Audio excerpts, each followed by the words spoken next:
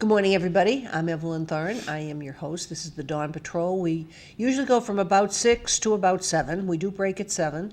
And then from 7 to 8, approximately time frames, we have City Life. And announcements. Well, we have, announcements at 20 past 7. So if you're waiting on the edge of your seat to find out what he's going to, I like to use the term advertise, but we get paid for nothing. Usually they're more like public service announcements at 7:20, then you'll know.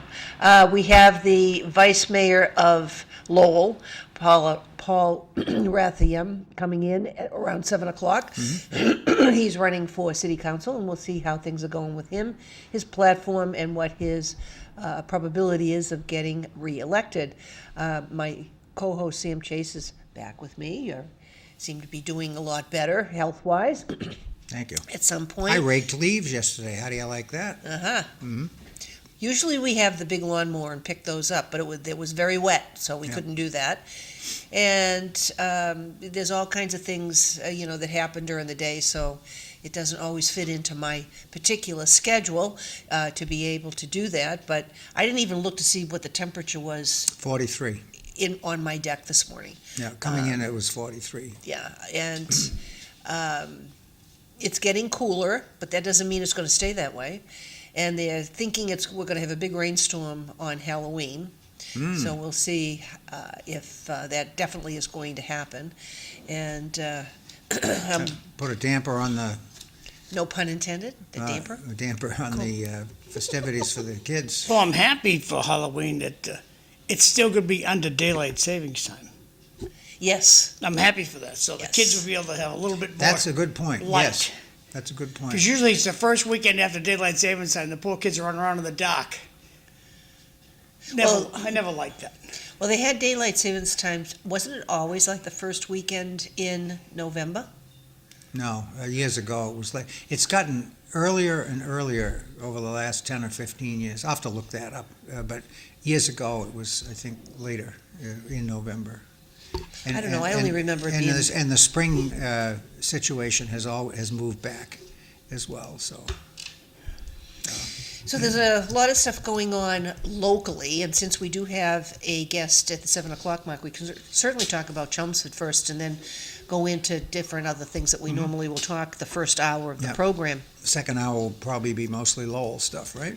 Yes, and unless we try to fit things in. Saving you looking that up, Sam, I just Good, asked. thank you.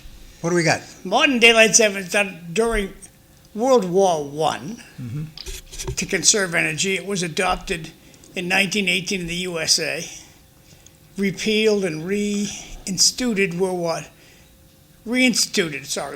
II. And then in 1966, they standardized daylight savings times across the country. States opted out, so no changes since 2007. Yeah, start and end dates have been modified. Now, the time in World War II was actually a 2-hour shift. It was called wartime, okay? 2 hours? 2 hours, yeah. They did that, and again, to save the energy, as the thing said. So it got dark at 3:30. Yeah. Holy cow. And so there's a lot more deep dive into AI mode, and I don't think we care that much. But it's going to be November 2nd, we're going to fall back. November 2nd, okay, good. Yes. So fall back gives you an extra hour of sleep, allegedly. So Never works that way for me, though. Anyway, so we started Fall Town Meeting in Chelmsford on Monday night. And we got through quite a few articles. But tonight, Thursday, that would be according to the charter that we have at Monday, Thursday, so that everybody can, who are town meeting reps elected in Chelmsford, in their different respective precincts, will be able to plan accordingly so that they can attend the meetings. Attendance was light for a first session. Usually what happens is, we have 165 town meeting reps. And Why don't you have food? Why don't you have what? Why don't you have food? Well, F-O-O-D. They used to. They used to do that. Well, who's the they? The Isn't it we? Boy Scouts They used to. provide stuff. They Used, still do. do they still do it? Yeah, they Oh, had okay. it Monday night. All right. So different Boy Scouts or Yeah. Cub Scout troops will have food. They sell it. They sell it. Right. Okay, so you can get water, soda, coffee, and Donuts, then they have cookies, they have yeah. donuts, they have brownies, No they pizza? have coffee cake. No. But most stinks. events that I've gone to, depending upon what it is, there's usually not even light refreshments, unless you've got somebody like one of us that plans something so that you have water and you have, some kind of a snack. No, they don't usually have anything. Because I went to something last night. We'll talk about that later, and you texted me and I said no, there's no food at all. Yeah, well, we used to go. I was on the Rogers School, I don't know, brainiacs on the Rogers School. I don't know what I was doing. But there was a group of us that were on this Rogers School, and they were complaining about Parents' Night, nobody comes. So we talked about, so why don't we have pizza? There you go. And so, That drew them in, did it? Oh yeah. bam, once we said we had pizza, everybody showed up. Well, we do have one exception in Chelmsford. Why, We're- is it you guys just cheapskates? Or? Yeah, we're cheap. There's we have one exception in Chelmsford. The parade committee provides dinner. So the meetings start at 6. Now, you said dinner, that's not Yeah, pizza. dinner. No, it's not pizza. It's Food. food. Real You got Okay. steak, mashed potatoes. We did have steak tips the last time. Yep. The parade committee does And, well. Parade committee. Good people. We need them at Lowell. The difference, though, John, with the parade committee is no taxpayer money is involved. All the money that parade committee gets is through No, private in Lowell, we'd donations. use federal funds. We'd get a So hold we of don't Lori do that. Trahan and say, Lori, we need $100,000 for pizza. There you go. And she So, sent it to us. in case anybody watching thinks that the You taxpayer. just have to tell her it's for Democrats. We don't have to tell her, don't tell her Republicans are on the roll to go. It's just Democrats. Don't tell the 5 Republicans in Lowell. Or the majority of Lowellians are unenrolled. Well, that's true in every town in So Massachusetts. they're not invited to come either. Only Democrats can come for the free government paid for pizza. Thank you, Lori Trahan. You guys are a riot. Oh, but, so in the parade, going. in the parade committee, the parade committee furnishes food, and if you belong to the parade committee, you come and Excuse you me. eat your dinner, and then we have our meeting. And it's at no cost to the taxpayers. I'm going to say it again, because of course that's the first thing everybody jumps on. The parade itself is funded by private donations and all of the activities surrounding it, so it does no cost to the taxpayer. So, Kind of like the new White House extension. exactly. Gotcha. And we'll talk about that. That's Yeah. on my list.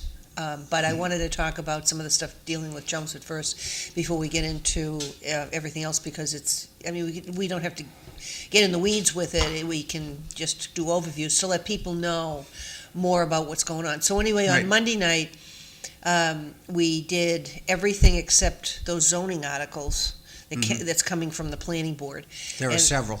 Well, there's a list. Yeah. So it's more than several. Just a minute, kids. This is an attraction. You don't see I think that it's much. 11, actually. This is a casket my for a God. big person. See Now, how what- extra wide it is? What does that go for? And I don't know what the cost would be, but it's custom made. As you can see, there's 2 carriages underneath it, Oh, side yeah, by yeah. side. so is that So about? this could be for husband and wife, or for Okay, is that allowed? You can, Laurel and Hardy. Can you put do 2 that? people in Can a you casket? put 2 people in a You casket? can put, yeah, you can Oh. put. Didn't know We've that. had husband, wife, and child. Does anybody do that? I mean, I've never heard of that. Not in this century, but in the 1800s, 1900s, yeah. Okay. Yeah, because you dig 1 hole instead of 2 or more. But there you have it. It's an There's a economy move. 2020 wide body. if you can find out well, that depends on whether or not you have the husband and wife die within a Or it couple of just could days be each for a other. big person. Yes. I would assume it's more for larger people than 2 Right. people, because I don't know that there's a trend coming back unless you have. Well, you'll be surprised. It happens. You'll see at least once a year in the obituaries where the spouse dies, and 2 days later the Oh, other yeah. spouse dies. A couple of weeks ago, there was one like that, I noticed, yeah. Within 4 days, yeah, yeah, Mhm. yeah. So, That's kind of interesting. I would like to know what the cost is, if there's some way to find that out, because the cost is really expensive. So if the cost is less than 2 caskets, you would do that. well, I mean, of course, John knows 100 times more about it than we do because he's in the business. But when my brother died in May, of course, I had to do the arrangements. And funeral home out of Holden, Mass., Miles Funeral Home. They provided a very nice situation, but I had to select a casket. Yeah. And I was a little bit surprised. So I said, okay, just give me the range. Give me the cheapest to the most expensive. So I was surprised to find that they actually do offer a pine box. You know, you hear about this all Yeah. the time, and it's Well, a big... because there are some religions that require Well, that. my brother converted to Judaism because his wife was Jewish, and he converted, all right? And I learned that in the Jewish tradition, you are not supposed to have a fancy Yep. I had cousins coffin. That's not... that had the yeah. pine boxes. They have But- Jewish caskets. Yeah, they didn't call them that, but They call them Orthodox. so the guy says to me, well, so I looked at the pine box, and I said, I can't do that. I just can't do that. Right? You know, I wanted something a little better. Yep, I So- understand. So the next one up, so the pine box was around $900. That's what they were charging. Whatever. And the next one up was like, I don't know, $1,400. But it was a very nice looking casket. It really was. Was it metal? And no, it was wood. And I should have gone to those guys. But it was. I was surprised. So I said to the fellow, I said, well, you know, how about this next one up? And he said, that is very appropriate for a Jewish burial. You know, so I said, okay, that's good. So we did that one. But the thing that surprised me was the availability of a pine box. I did not know that they still did that. Sam, we start off with cardboard. Yeah. Now, do you ever have a pine box funeral? No, No. Okay. it's never chosen. But you do offer it, though. I mean, it's available if somebody wants it, right? Yes, we offer it, Yeah. Okay. but when people see, oh, and they see The next one up. a yeah. different casket. Yeah. Some will offer for the cardboard, Can you really be buried in cardboard?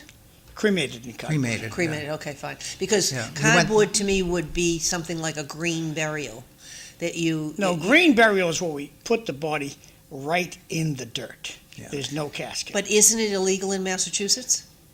It depends on, no, it's not. Depends on the cemetery. And the problem with the green burial is the ground will never be solid again. Because there's no vault. There's, You gotta put the it on body top. goes back to nature. How far down do you have to bury it? 6 feet? Usually, green burials are put on hillsides. Don't know why, but they usually put them on hillsides. When I toured a cemetery out in California, one day, that's all we did was the green burial. And they used hillside. And the guy explained why they used hillside, but for the likes of it, I don't remember why, but hillside. I think it was less like for people to walk up a hill. And they used GPS to locate the grave. All right. So where's Uncle Willie? Here's his coordinates. So it's not marked? Marking the grave in this cemetery was forbidden. You could not. So let me ask you a question. So you do a green burial. Yeah. There's no vault. You put the body directly into the ground. So that tells me over time that could migrate, it could shift, it could move. Is that right or not? As you disintegrate into the grave, Yeah. as you shrink, is that what you're calling move, shrinking? Yeah, but the ground also in New It'll England, the give. ground does move and shift, you know, with... Yeah, well, that would go with Not the enough. vault too. Okay. If yeah. the ground freezes, see, the ground in New England freezes rock solid. But you're down far enough, Right, but the probably, vault, that's not an issue. the vault prevents the ground, there's- the if it- surface Right. from, Right. If there's Sinking. no snow cover the frost goes down pretty Yeah. far.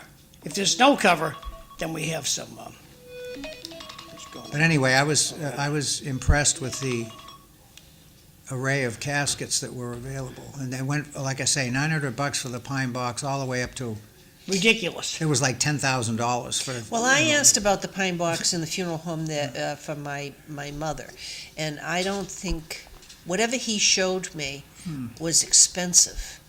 So I said, well, forget that. So I picked something that was metal, I think it's blue or silver or whatever it is, and it was fine. And the thing is that we weren't going to spend a lot of money, because when we added up the total, because we had to do all of this stuff before you can do anything with Mass Health and Medicaid. And when you added up the total, because Dad's not buried yet, we ended up like $22,000. Oh, yeah, it's not because cheap. it's 4 to Yeah, 6. it's between 20 and 30 now. Yeah, because so there's a whole lot of pieces people don't even know, and it's something that you almost could pay for on time.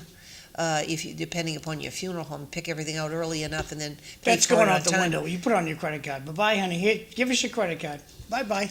Yeah, and also if you do it too soon, the people that survive you may have an added charge because prices go up, and that's what happened with my uncle. He paid for it, I don't know, 10 years, and then by the time he died, then my mother had to take some of the money that was left. Wasn't very much money left, obviously, but and pay the funeral home the difference. But anyway, this is a morbid topic. Certainly is. But we always end up talking No, about but I mean, Evelyn, it's a funeral thing homes where at some look at, point. every time I spend here, We're in a I'm funeral not home. getting. That's what a family says. Every time I spend on this funeral, I don't get. I didn't look at it like that. No, that's how people look at it. Yeah, but I never looked at it And like that. if nobody wants to read, I loved my uncle, but I'm not paying a dime for his funeral. And I tell my colleagues That's how my mother was. in funeral service that people come in, I don't have any money for you. They don't say for you too loud. We don't have any money for you. Right, I got that. They show up in their Mercedes or their Bentley. We And get- these are comments from the audience. We get the same, it can be a big casket just in case you want to take it with you. Oh my gosh, look at You these. want to read the rest of them, Sam? I've been to funeral for a military gentleman at a veteran cemetery in Mass. It was very impressive how it was done. Yes, the military funerals are generally well done. Has anyone requested to be buried face down so the world can kiss their behind? Oh my God. Well, what's the answer to that, John? Last Yes. one. The answer is yes. You can bury them face down. Yes. All right. A guy wanted to be I buried face down on top of his wife. His Imagine- wife was in the lower grave, imagine. and his children insisted he be buried face down Well, how do you like that? so he could hug his wife. Well, I suppose think it doesn't that make any difference. No. His wife was a completely different burial. There's cement between them, but that's what they want. They all That's what they signed off wanted. on it, and that's what we they did. wanted. All right. It's crazy, some of the stuff that Well, people want to it's do. going to make them feel better, okay? Now, as we return to the land of the living, what else do you have? Oh, I got a whole list. But anyway, as far as Chelmsford goes, so we have town meeting this week. October 20th was the first night. Tonight will be the second night. It's the 23rd of October. It'll be all zoning articles tonight. Yes. So on Monday night, we had a wide range of different articles that was there. It's all televised.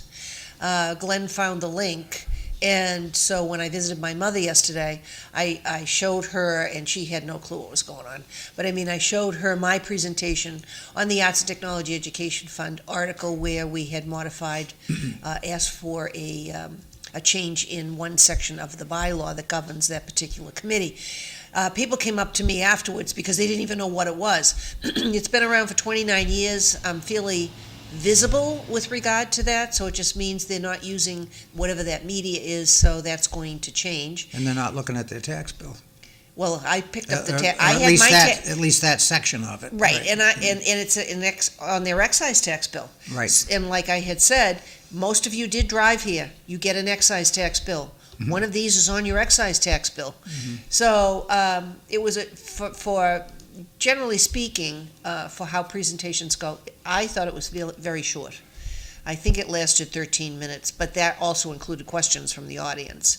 And they had quite a few questions. yes, I was surprised when they said Again, to your point, because they didn't really know much about it, you know? No, but one of the girls made a comment about the website. Well, I don't govern that website, the town does. But I did meet with James Garrity in the town manager's office yesterday, and I did send him a couple of pictures. I told him I will be sending more information. Does he do the websites? Yes, Okay.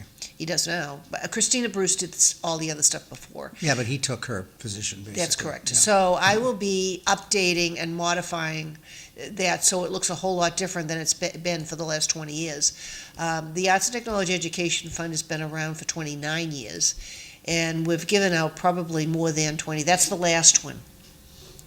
So last night was a presentation on the Parker Middle School. That wasn't a good picture. No, we're gonna I didn't delete see it. that one. Yeah, delete that one. Yeah, that's And so we have the project.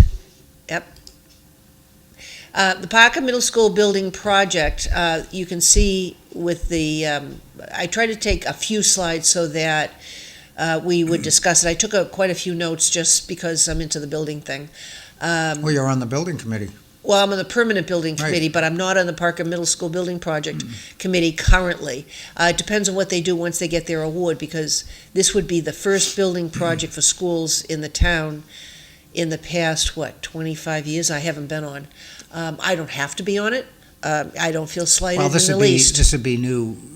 We've had Reno projects, right? Yes, and I've been on that Renovations. too. Yeah. And, and that's mostly what we had, but we did propose back in the beginning of 2000 decade that we would, we wanted to build a new high school, and we went through all kinds of stuff, and we knew that we would be able to get reimbursement because they lifted the moratorium for us at that point in time. So anyway, so this is the first slide. It introduces it, so there's visual. If you go to the second slide, please.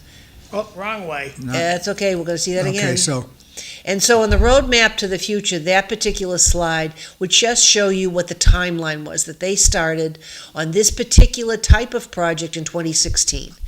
And so they have all these different slides. This is all online on the Chelmsford Public School website. So you can go through, there's Jay. There's that bad picture of Jay. Yeah, sorry about that, Jay. And the Massachusetts School Building Association project flow chart on what you do, what's the order of things, and they're following that right along. So right now, in 2025, they're in the forming the project team, forming the project, trying to make some decisions on what's going in. So some of the stuff that they talked about last night was if you have, which I did not take pictures of, if you have the different grade configurations, that would determine how large your project would be. And so they did talk about the schedule, which is what I just told you, that now they're in the planning stages. They're doing public meetings to see what everybody thinks about what it is that should happen and going along with what the suggestions are. So you go to the next one, Is the please. school going to be air conditioned? yes. Yes, you asked that question. Completely? before. Pardon me? Completely? Yes.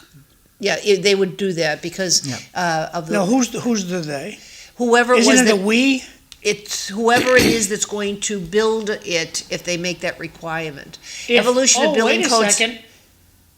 I asked about air conditioning, now you're saying if they make the requirement. That's true, because it So the depends on requirement has not been put in. No, it'll be. not yet, but it it'll- will be one of the requirements, because it may So be I'm one going of to the. ask you every time. That's, okay, thank you, because right now it is. So hold me to it. I'm 99.99% sure it'll be air conditioned. Okay. Yeah, because they'll do HVAC. Yeah, exactly. So- It doesn't cost really that much more One of with the- a hot air system. One of the questions that they had was, what were the building codes when you built the school versus the building codes today? So if Yeah. you go back to that slide, Go back. go back one, please. You have. You're starting with Parker, so that would be 1965. right? Yes, Yeah, and that's okay. what they were doing. And Yeah. they talked about all the different things that happen. And they even said that if you begin to put a new roof, depending upon what it is you take off and you have to modify, that may trigger current regulations for the whole building.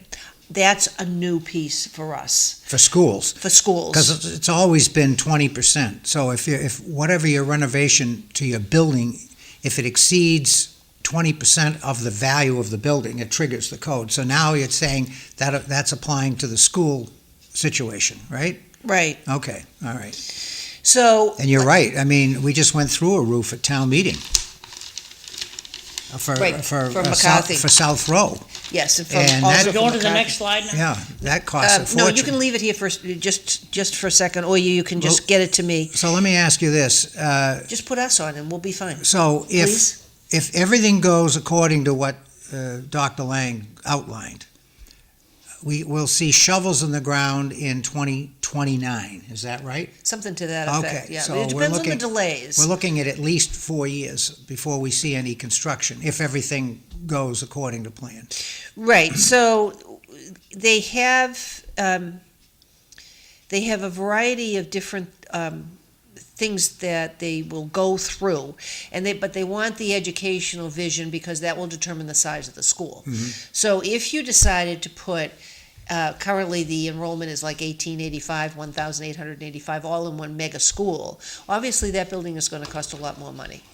And if you build something that large, then what are you going to do with the other buildings? They know that because of the enrollment increasing.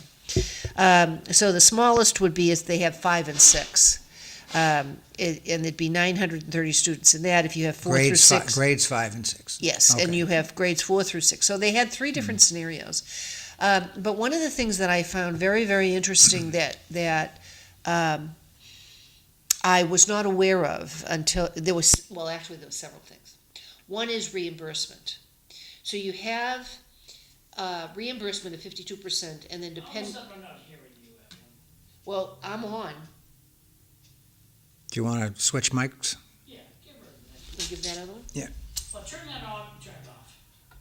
Let me turn it off and then turn it on. All right. me Okay, see if I that- just turned this one on. Now, can you hear me? Oh, better. Okay, fine. All right, I'll turn this one on. Thank you. So there were some things that did surprise me. One was the reimbursement. I think her battery's. Yes, it just went off. Set that aside. All right, here, take this one. Thank you. So, the reimbursement rate for Chelmsford is roughly 52%, but that's on eligible, Is that the Parts. max that you can get from No. MSBA? no, they didn't say that. All right. What they said was it's 52%, but that is on eligible pieces of the project, because there are things that are not eligible for reimbursement. They Okay. did not clarify what that list would be. But you can get, depending upon what else you do, you can get further credit for additional percentages. I think that's what they were trying to tell us. So the guy said, don't go on social media and say at least 50% of the cost is going to be borne by the state, because that may not be the number. And that's new to me from the last project we did, which Yeah, was the no, that- $31 million debt exemption. I'm surprised to hear that myself. Right, so that's one of the things that he said. I don't know how accurate that is. I'm only just telling you what happened last night.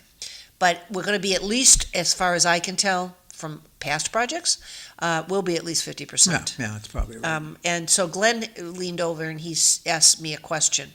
And I said, it's not equal across the state, and it is dependent upon quite a number of factors. And Lowell, at one point, was 90%. So your urban communities get more money Yes. for their building, Correct. depending upon how rich they are. And some of your communities get very little because their ability to pay is far greater because of how they calculate it based on income tax. It's a progressive distribution Yes. of tax funds. And right? so then the other thing that I was not aware of, because we've never done it, so how would I know, was if you go to a different location than where Parker School is, and it's not any other school other than Parker that we're dealing with, because that's what the school building assistants approved for their project, for us. And I'll explain why it worked that way in a second, briefly.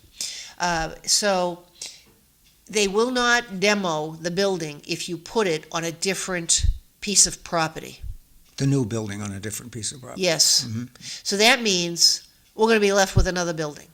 And what do we do with it? And then taxpayer money is gonna have to tear it down if we want to use anything over there. So, That's a Parker problem. School has a stream running through it.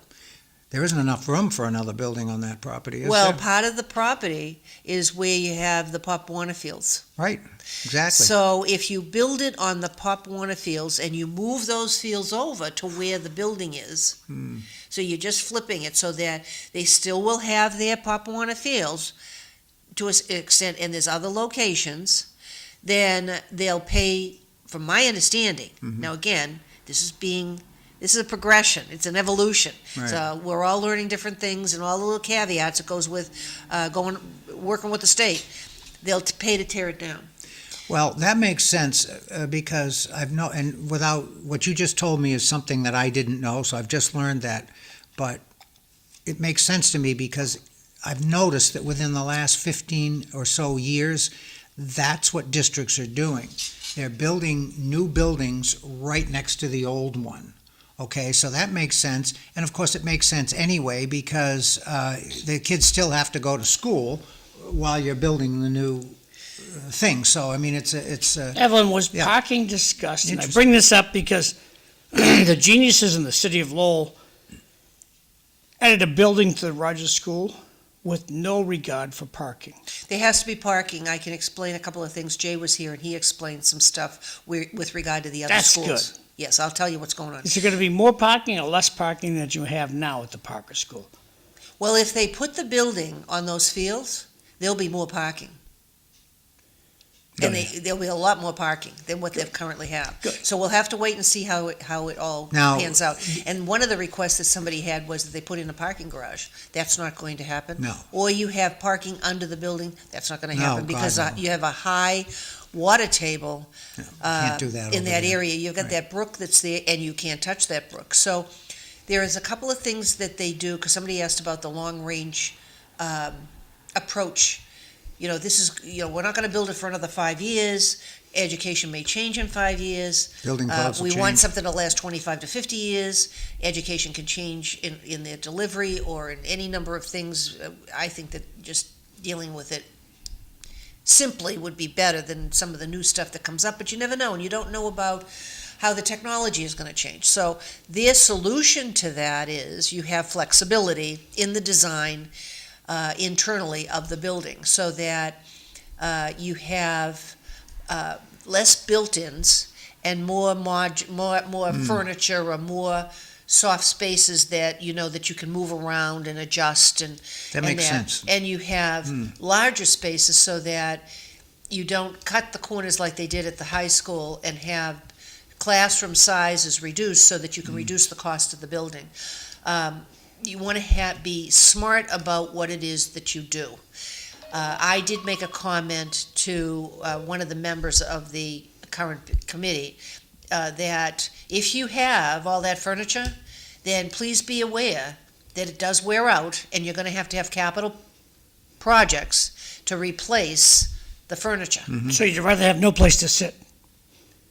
Well, no, you just have to understand that you are creating or incurring Another expense. another expense in And a we future need budget. a place to sit. Yes. Right. And you're not going to sit on the floor unless you're in kindergarten or something, but you still need a rug.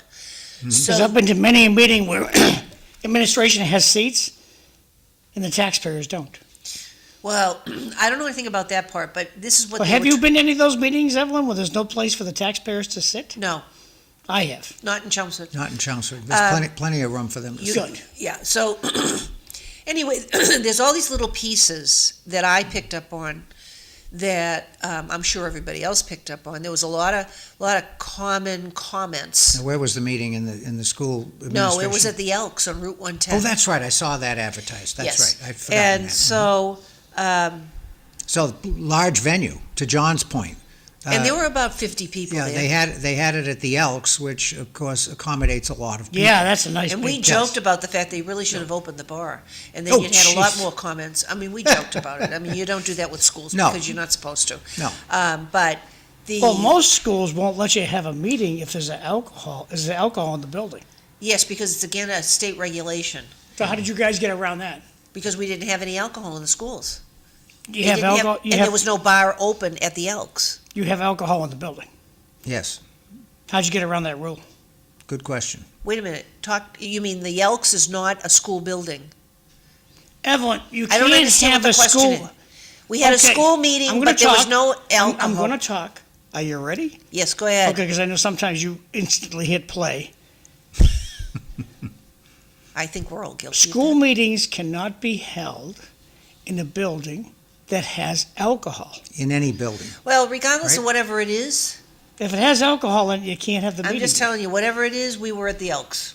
Well, maybe Oh, we're going to call the state police. you on better guys. turn us in, John. We may have been in violation. Violation of I think it's a stupid rule. Probably, it may be that nobody knew. It's Right. the law. It's the So law. one of the other things that I liked was the fact that they said that there would be spaces outside the building, and they showed some pictures where they had raised beds and the kids were growing things. So they're going to be able to utilize that. One of my suggestions to a member of the committee Interesting. was what you could do with that brook is you could try to incorporate in some of the science classes that they would be able to go out to the brook in order to study what was going on there. That's a good idea. I Because like you that. can't change anything there. As far as I'm aware, I know that in the city of Quincy, there was a brook that they covered over with some, they didn't fill it in. It still runs underground, but they covered it over with cement, huge pieces of cement. And things grow on top. Over time, that will disintegrate, but I don't know anything about that because of the flooding. We'll be long gone when that happens. Yeah, because it's along Furnaceburg Parkway in the city of Quincy. So anyway, so I went there. Now, John, if you put up that last slide that I gave you that has the 2 dates on it, because when Jay was here, we talked about all of this. Yeah, I'm sending emails, so. Oh, that's okay. All So right. anyway, there are 2 more sessions. Each one is focused on something different. There are some interactive questions at the end of their presentations so that people can get a feel for what the participants are thinking about the project. So one of the questions was, what do you hope to see come out of the project? Somebody said a swimming pool. I mean, they put up stickies on the wall. So you don't want this one anymore? Nope, go to the next one, please. I don't know which way we're going here. This There, one? there you go. So the next one is November 20th at the Elks at 7, and they are going to review But we have the booze. review the assessments and grade reconfiguration. And then the one on December 17th at the Elks is going to talk about the grade reconfiguration and the educational program, because that's going to determine somewhat of where how big the building would be, among other considerations. But what was interesting is that some of the techniques that they used were not any different than what we did in 1998. So apparently they're tried and true. Oh, that's good. How many people showed up at the meeting? About 50. I tried to count, and that I thought it was good. That's not bad. There were quite a Right. number of people That's from not the bad. school that was there. And the school committee was there -1. And All right, so that 50 includes all those people. Yes. So from the general public, you might have had 25, well, I think there was more than that. 30, maybe? Yeah. Okay. I think there was at least that. You had members of the committee, because, and that, I don't know all the members of the committee. I know that Tim Powderly was there, and he's the chair of the Permanent Building Committee. I said to him, I said, this is like the first one I haven't been on, but I don't have to be on it because I'm so busy Well, of with course, everything else. you're also competing with other board meetings that occur. So, look, for example, last night they had a planning board meeting, so people would be paying attention to that, so. Right, but this is also on the website, this is Yep. also on telemedia, and so if people want to know more, they can do that, and if anybody out there is listening, you can always text questions into us, that we can always look into There's- stuff and get more information. There's plenty of information. I mean, 25, 30 years ago, the complaint from the general public was, well, nobody knows what the town is doing, it's all, I mean, today, everything is open, it's on the internet, it's on the town website. We're tracked. Right, there's plenty of information. I mean, I get it all the time. Nobody knows anything about the budget. Well, it's on the town website, it's right there, Yeah. you know, but, You can always ask specific You're questions. beating a dead horse with some people. They don't want to hear, people believe what they want to believe is what I'm trying to say, right? Yeah, well, that's for sure. Yeah. Or they make it up as they go along. Right, Well, exactly. there's also a lot of people that just love to criticize. Oh, absolutely. Well, you That's see their- that lately. Only reason for being is Yeah. to criticize. There was an article that was out there. Makes I them feel couldn't- better. Makes them feel I better couldn't about forward the themselves. article because it Yeah. was a video. And it was Jeffries from Congress complaining about the fact, Hakeem. complaining about the fact that he's getting death threats and all this other stuff. And it was almost as if They all no get death one threats. else Yeah, they ever all- got any. They all get death You threats. know, it's Right. awful because I'm getting it. Yeah, well, But they all everybody get- else can get them and they don't really care. So, and all the stuff that they're saying, you have the president, people want to assassinate him and get rid of him. And I mean, some of the stuff is really, really bad. Glenn went through the center of town on Saturday, and that was the No Kings rally. Right. And he said there was Did you see any kings? Did he No. see any kings? No, he Well, wasn't. then it worked, didn't it? It worked, right? No kings. Yeah, there's no kings. And if you really wanted to take a look at what a king can really do, there's no kings. They're trying to be the kings because they're trying to regulate and tell you, even Everyone, with your it free was a speech. beautiful weather day for It the was. Democrats to enjoy a rally You for know what? themselves. I say God love them. First of all, Last time it was resist. Yeah. Now time it's no kings. They are able to do whatever it I is have they no- want. I I have have- a difference of opinion. I have no problem with that. They got out there, they protested, as long as they weren't violent, as long as they weren't destroying property. No, but there was a lot of hate speech. Yesterday I That's watched okay. Elizabeth That's the Warren free speech. in her Yeah. scold mode, Oh, she's awful. talking about the government's closed because of the She's other party. She's awful. And I'm there like, quit your party and just vote as an American, please. Why are we not paying the Let me tell you- government? let me Why tell are we you- not paying the troops? Why me are we t- not paying the FAA? Quit your freaking party and vote for the Americans, Well, please. Let me tell you something about Elizabeth Warren. Both sides. She's one of the biggest frauds in the United States She's Senate. going to win. Okay, she is a total fraud. She's gonna win. All right, and people vote for her because she has the D after her name, and that's the only reason. No, she's got a lot of people jobs. She's got the D after her name. If she got you a job, Sammy, you'd be kissing If she, her butt. okay, let me ask you this: if Elizabeth Warren had an epiphany tomorrow, She got you that job at UMass, Sam. let's say she has an epiphany, and tomorrow she goes down and changes her party registration to R. Is she reelected to the Senate? Sam, The answer is no. She got your son a No. job at the It doesn't matter. courthouse. She changes her party affiliation tomorrow. She is not reelected. She's elected because she has the D after her name. And I'm not disagreeing with you. Yes, she's gotten people a lot of jobs. But she's elected because she has the D after her name.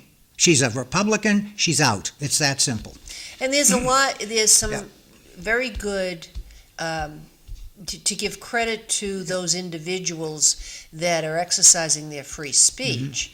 There are a lot of people that have, they're good speeches. They believe strongly in this particular approach. Good for And they're them. trying to be very peaceful about whatever it is that they're doing in comparison to others.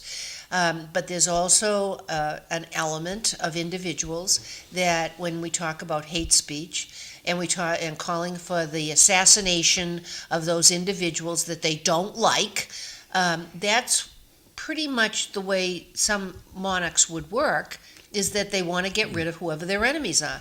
And that's all I want to say about that piece, because he did see a lot of the placards and a lot of it was hate speech. Now, And how he many was- he people? was surprised. How He many said- people did he I figure think were he there? said it was almost like when you have the 4th of July parade in the center of town. Oh wow, that's a lot of people. When you have the common and you have the what do you call that? Not the bazaar, the fair. Yeah, the night the country- before, the country fair, right.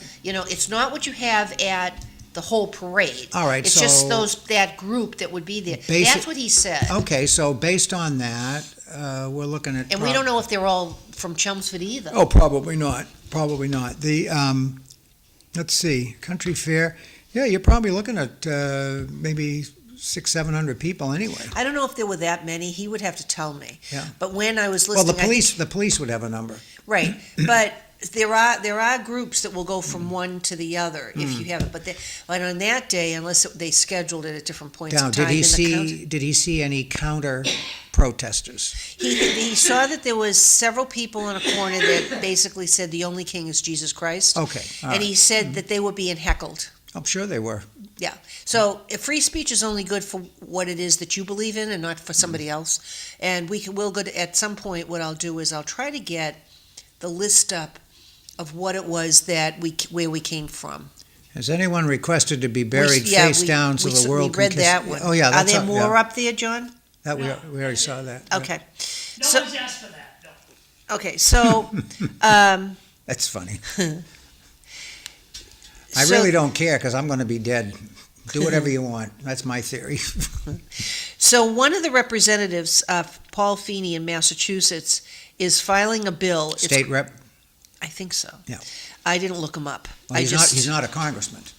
So, no, he's not in the U.S. No. It's Massachusetts. We don't have anybody named Feeney in the U.S. No. Congress. So it's Massachusetts. There's an act regulating self-checkout and grocery establishments for the self-checkouts to be no more than 8. I But it saw should- that. And It that should was be on based on CBS. square footage of retail space in the store. Well, whatever it isn't based on that. It has to do with how Should many be. checkouts you have, and you can only have so many. So it's a and then percentage of the number of Yes, total that you number have. of checkouts. And All then right. the person that you have that governs all of that cannot be checking people out. They have to devote their time to the people that are doing the self-checkout. And so my question is, have you done self-checkout? Yes. I like doing self-checkout. I can get out faster. My only thing is to get out faster. You know, I'm always on some time limit doing something. And I don't have, but it depends on what I purchase.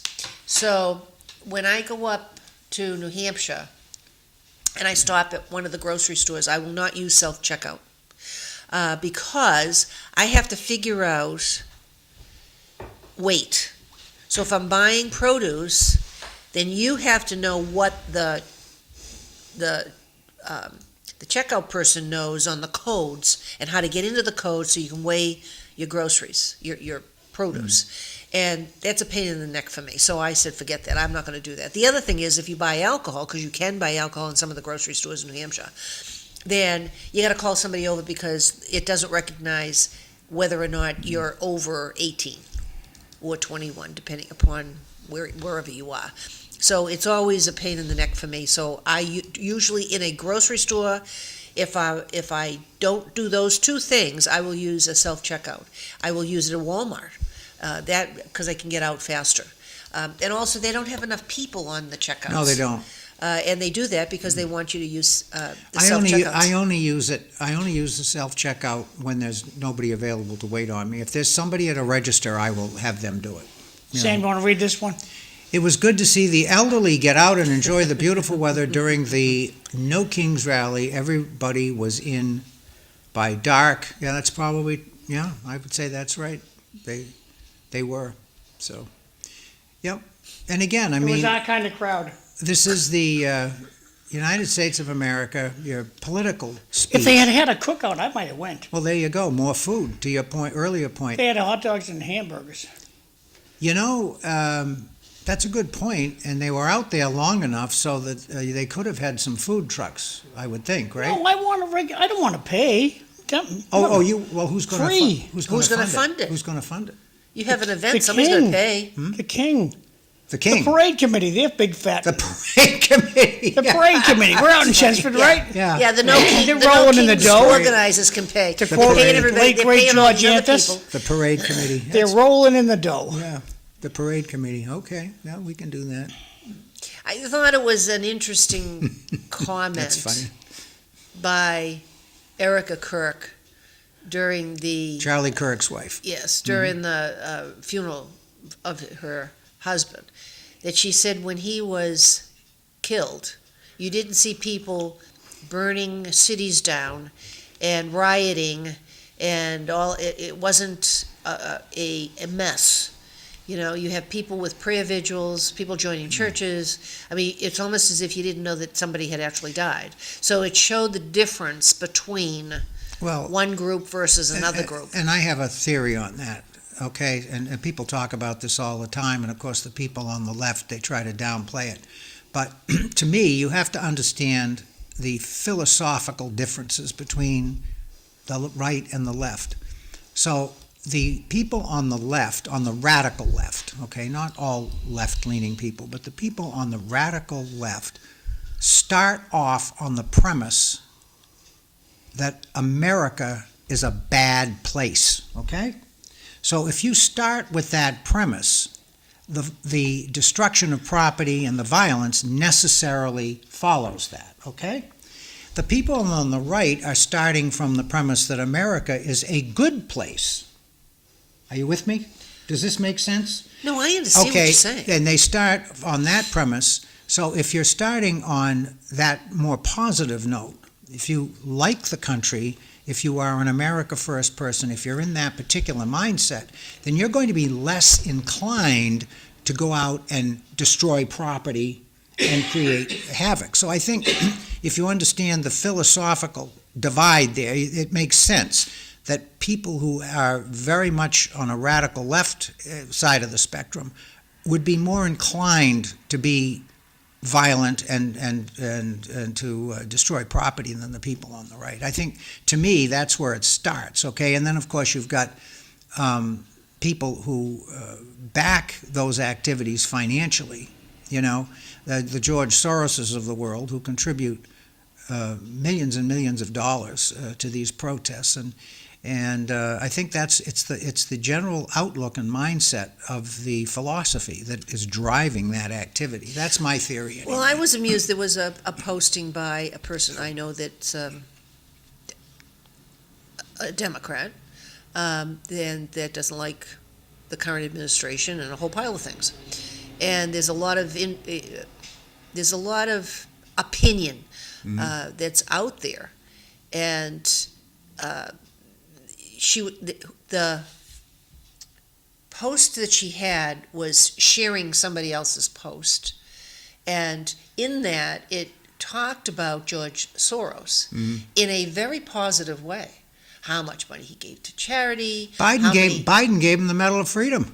And all kinds of different things like that. And then, like, unbelievable. Well, and where is Elon Musk, and where is this, and where is that, and all this other stuff. And the thing is if you look hard enough, you're going to find that there's a lot of people on both sides of middle that give away a lot of money to charitable organizations or GoFundMe, or they have the Make-A-Wish project that's out there and helping people. And there's a lot of people that will send money to help people, and they get no recognition whatsoever because they're not looking for that.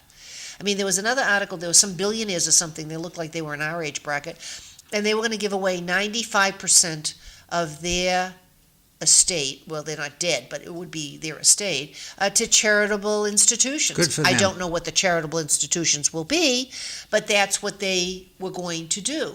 And you can see where there's the more that you have, no matter whether it's 50% or 95%, well, if you have billions and billions of dollars, 5% of all that is still a lot of money that you keep. This socialist narrative that anybody with money is a greedy, grasping, grubby, stingy person is just not true. To your point, there are a lot of very wealthy people in this country. Some are stingy, okay, I'll grant you that. But there are a lot of very wealthy people in this country that are very generous with their money, and we need to understand that. Go ahead, John, I'm sorry. Home run. Look what they're trying to do with Senator Fetterman. He's the only one making sense in the Democratic Party, Jay. Speaking of food, Evelyn's home-baked goodies today, I'm sure we'll address that in the next hour, right? Well, Did you bring anything? No. Oh, well, that's the end of that. Can you try the kitchen door? I think it's open. Actually, I locked it. Did you unlock it? Unless you unlocked it. I think I locked it on the way in. We locked it on the way in, we told you that. Yeah. Okay, so anyway, our guest is here, and we'll take a look at... No baked goods today, sorry. Nope, and so...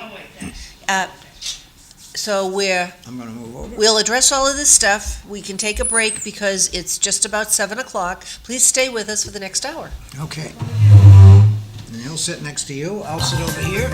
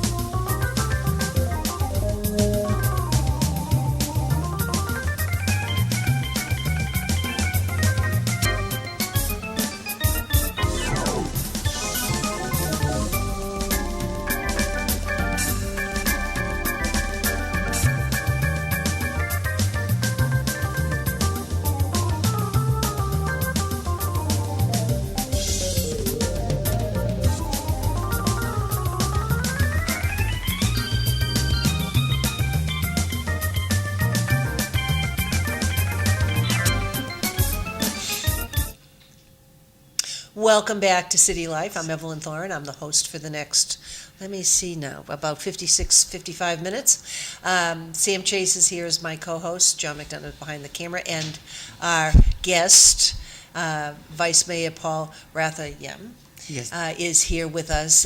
You are running for City Council again, a re-election, yes. for a re-election. Yes. In case, because this also goes out to Chelmsford, Right. and of course the other different Tewksbury, communities at the Tewksbury, bottom. Tewksbury. And Glenn, Sam and I are from Chelmsford. My husband is too, obviously, because he does live with me. So maybe somebody that might be listening to this particular program may not know much about you. So if you could Right. just turn it over, Sure. first, general, whatever it is you want to say about Right. who you are, family, Yes. and that, go right ahead. I will. It will be my honor. This is my first time with you, Sam, and then Yes. with you as well, Evelyn. It's an honor, and then John is be gracious, old friend. We both old, so my name. Old is relative, Right. you know. Yes. Paul looks like he's 35. I'm the oldest one in the room, trust me. My name Paul Ratha Yem, and I came to America right after the fall, after the end of the Vietnam War, 1975. I'm the sole survivor of my family after the killing field in Cambodia. So I was adopted by an American family in California. It's San Bernardino, California. So I went to school, and then on the weekend I would volunteer to work with Cambodian family in Long Beach, California.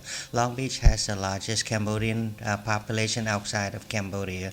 In around 1981, I received a request to come to work in the greater Boston area with newly arrival Cambodian refugees. So Paul was a road warrior. He drove Right. So from California to New England. yes. So with the desire. What did you drive, Paul? With the desire to help others, especially Cambodian refugee who survived the killing field like me.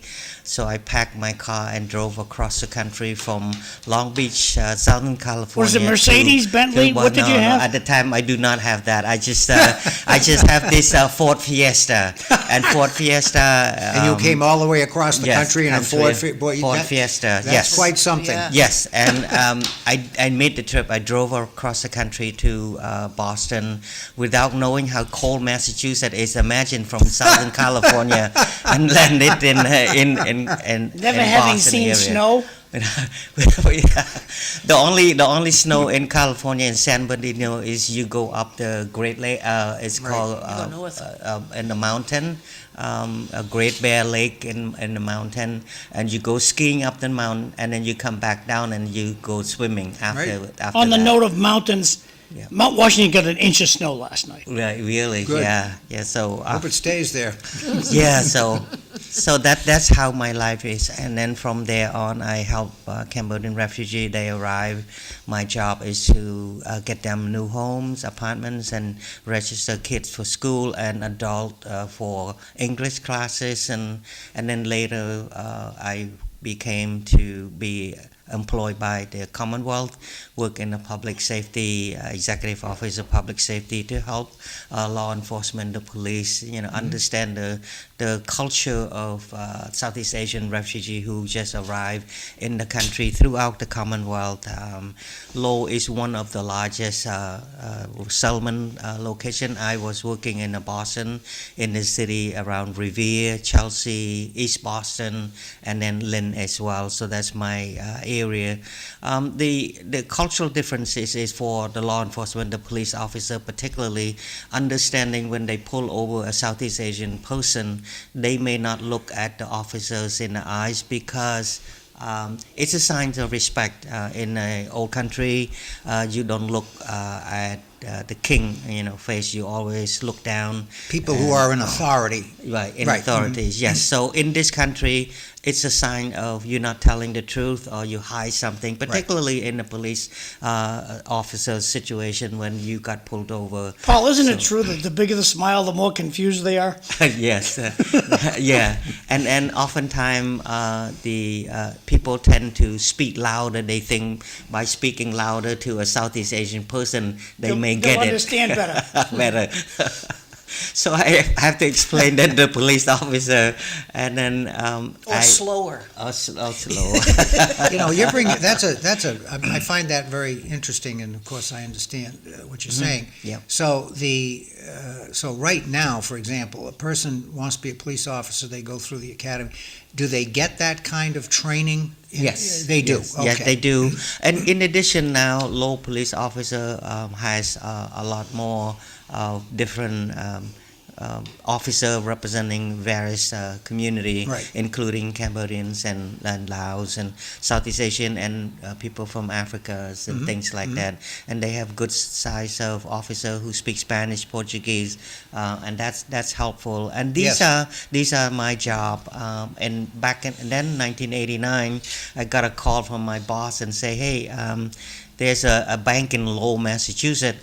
They need some Cambodian speaking person to work for them. Would you be interested in going to work at the bank in Lowell? I knew of Lowell because I have a friend who worked here in the resettlement agency with International Institute on High Street back then. So I thought perfect transition from a public sector to a private sector. So I came to work here at Lowell Institution for Saving. The main office is on Shattuck Street. At the time, Frank McDougall and was the person that I think he's the CEO of the company, of the bank. And my job continue the same, go out and educate the Southeast Asian person in Lowell to use the bank. The reason the CEO of Lowell Institution for Savings is looking for a Cambodian speaking person because he read in the Sun every day that a Cambodian woman got mugged and she lost all the money and jewelry that she carried around with her in a purse. So Frank thought that it might be a good thing to educate people to put money in the bank rather than under the mattress or carry them with them all around. So and the perpetrator knew the culture where people keep money at home and all of that. So my job is to educate people to get it. And at one of the morning, we had a meeting at the bank, and the branch manager brought up, say, hey, we noticed a Cambodian person. She had a safe deposit box, and we noticed that she stuffed all the cash and jewelry in that. We should let her know to put the money in the bank, so at least she earns some interest in all of that. And that's another cultural difference. Is that back in the old country, we buy everything cash. We buy a car, $20,000 cash, and we don't trust the bank because the bank is not for average citizen. It's mostly for businesses and people who has money like John McDonough, So Well, you're not so, doing yeah. too bad yourself. I ain't poor, and neither are you, buddy. Well, that's good. That's what you want. So right? that's what my job is, and then eventually people learn how to put money in saving and establish credit. And people want to buy something, they want to have a credit card, and then at the time the bank was really really good in helping people establish credit. They say, okay, if you set up a bank account, we issue you a card, and a card tied to your bank account, almost like an ATM card that we have now. And then you use it to charge it, and then everything will be paid out of your saving or checking account. So people get used to that. Back then, they have a car dealership on Roger Street. I don't know, John knows it. Remember Halsey? Halsey Chevrolet. Halsey, Yes, Halsey, Halsey. yep. And now become, Hannaford. A lot of people go to buy the car there, and they apparently had one Cambodian person as a sales, and he got a bunch of business out of it. And one Cambodian friend, he came to me at the bank. He say, I bought a car, and the payment is so high. So I look at it, and the interest rate it's like 15%. Wow. And I told him that I asked him, do you know that they charge you 15%? He said no. They told me that the interest rate is 9%. They So lied? apparently what happened is that I learned in my banking business is that a lot of credit union and things like that looking for personal loan businesses. So they would give X percentage of the loan to the dealership. For example, if they charge you 9%, the credit union give you 3% Right. of the sale. Right. So that means it win-win for both the Well, credit Paul, union. just to stick up for the dealership, okay? A little bit, okay? No, back then it's not like today, John. When you go to a dealership, Yes. it's just, it seems to me lying's okay.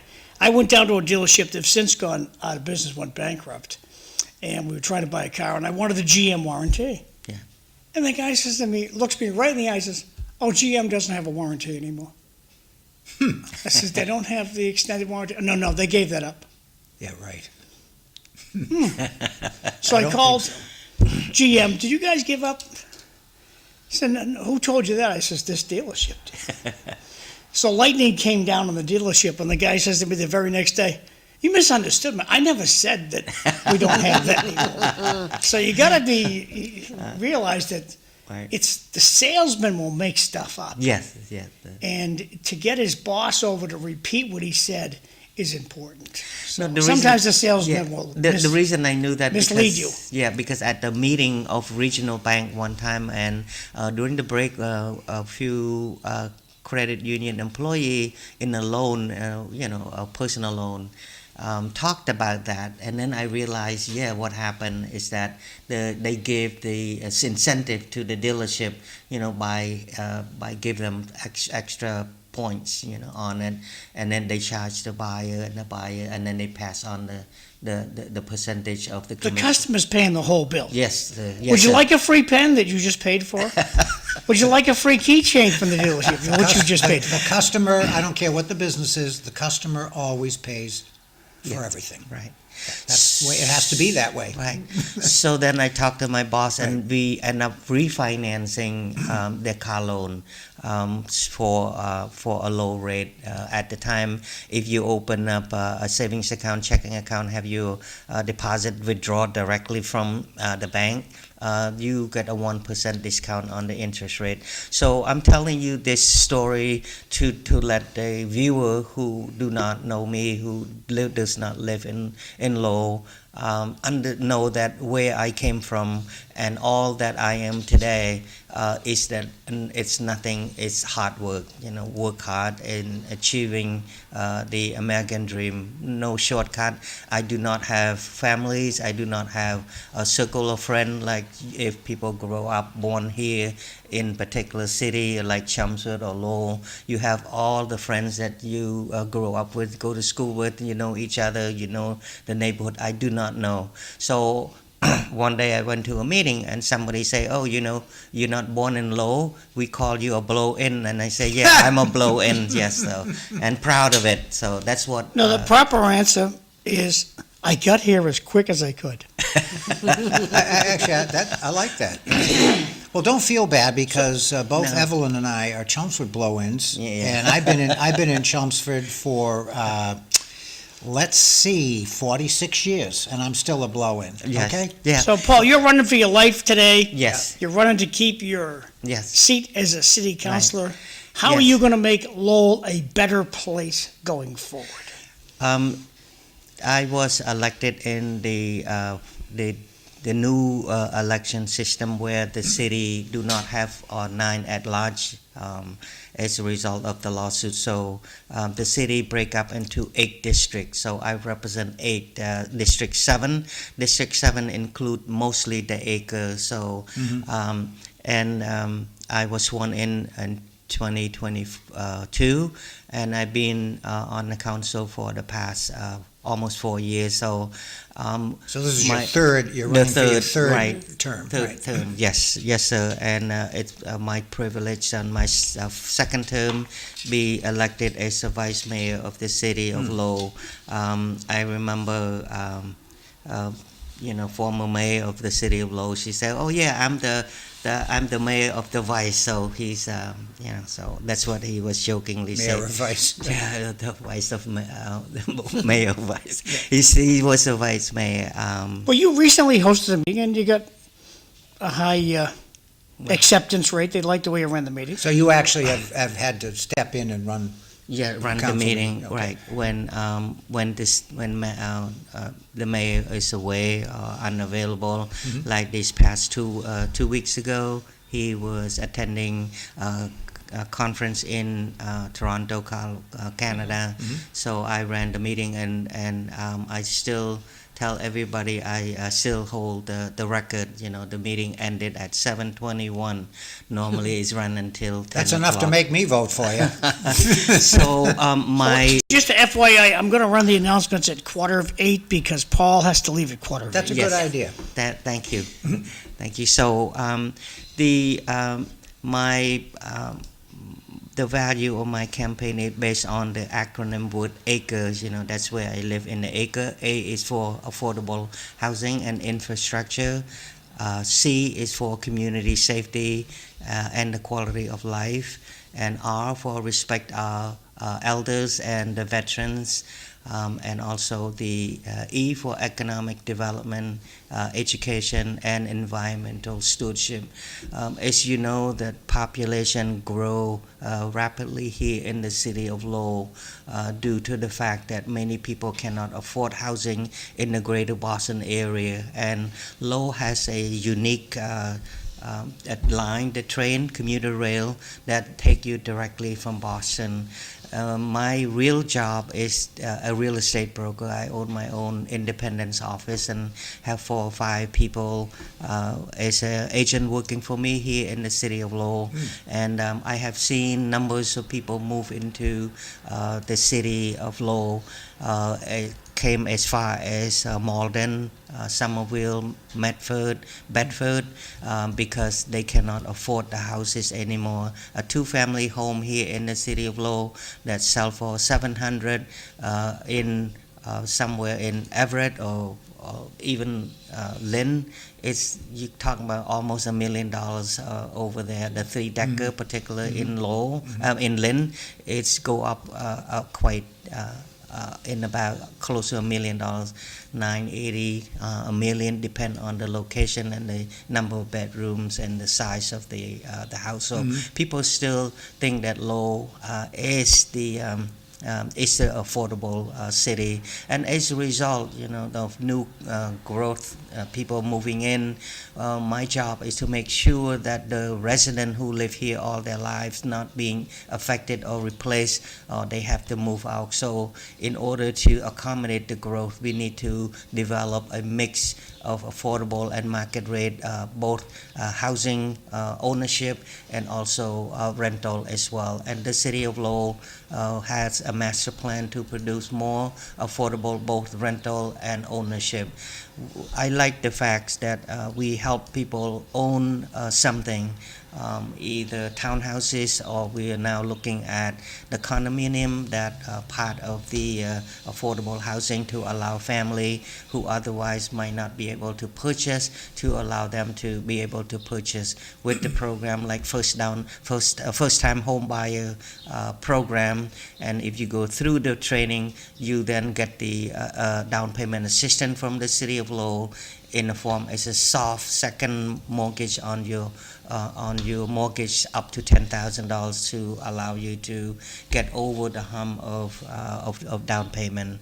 And the interest rate is a bit higher than a couple years ago, so some people will price out due to the fact of the interest rate. So with additional down payment assistance from the city, it would allow people qualified and they own a piece of the city and build a rich generational wealth. So my job is to make sure that these will be accomplished both affordable and market rate, and bring more unit onto to the market, to the city, to provide more housing for working class, who are working downtown as a dishwasher, as a cook, and things like that, and in the hospitality industry. So we want to be able to help them to achieve to be able to live and work here in the city of Lowell.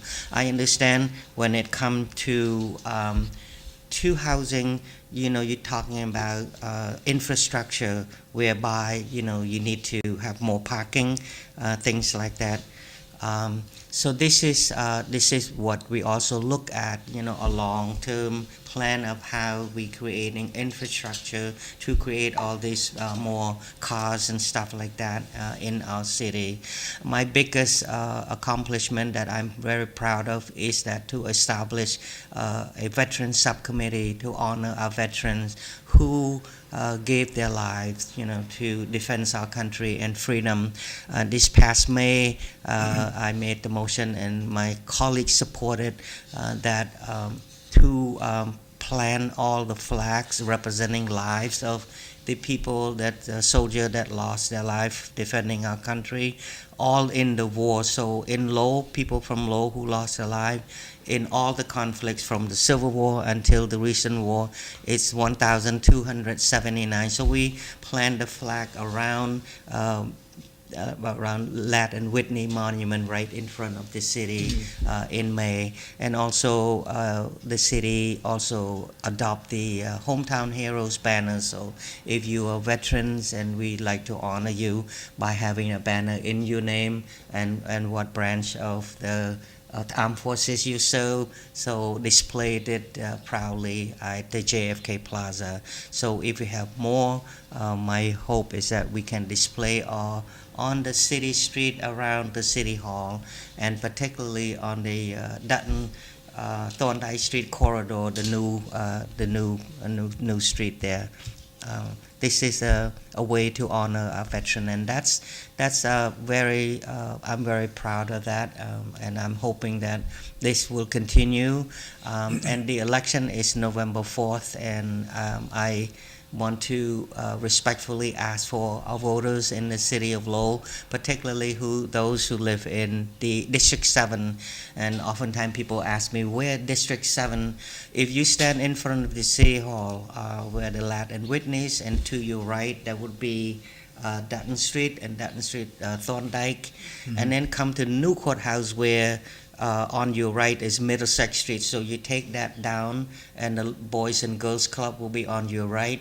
You continue on Middlesex Street, and then Clemente Park, and you keep going all the way to Pawtucket Street, and then you cannot make a right turn from Middlesex Street on Pawtucket Street, but on the map it shows Pawtucket Street. You take it back all the way to UMass Lowell, the South Campus and the North Campus, and then the East Campus, come back to the main post office in front of the City Hall, and come back to the City Hall. Those are all part of the acre, District 7. That's the acre make big part of it.